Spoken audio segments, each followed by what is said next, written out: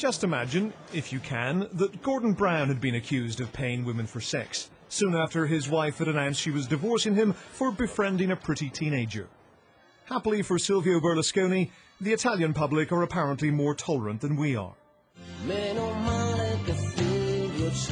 His campaign song is called "Thank God Silvio Exists," and quite a few attractive women might well join in the chorus. Some have been given jobs on his TV channels, others recruited into his government. The teenager got a necklace for her birthday, which was the final straw for his long-suffering wife. But when a model called Patrizia D'Addorio claimed she and other women had been paid to attend lavish parties and stay overnight, the billionaire Prime Minister hit back with quotes which were pure Berlusconi. "I've never paid a woman. I never understood what the satisfaction is when you are missing the pleasure of conquest." Rome is divided over what to make of it all. We should all be ashamed as Italians to be represented by such an individual. What Berlusconi does in his private time is his own business. The important thing is that he's honest in administering the country.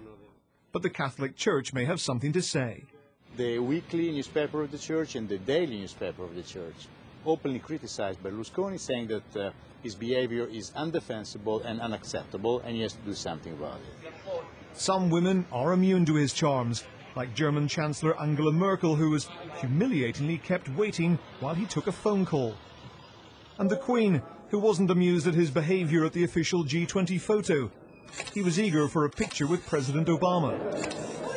"Why does he have to shout?" she said.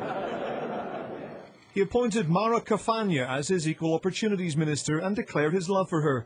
An artist was inspired by the idea that she'd been taken under his wing.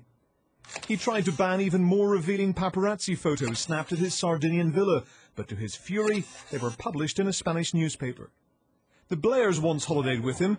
Mr. Berlusconi wore a bandana to cover up a recent hair transplant. Cherie Blair later revealed her husband tried to avoid being photographed next to him. When you run the country and own half of its media, you can afford to be brazen. But Mr. Berlusconi is hosting the G8 summit next month, and women are planning their revenge. A group has urged the wives of world leaders to boycott the event. Maybe their husbands would breathe a sigh of relief if they did. Ian Woods, Sky News.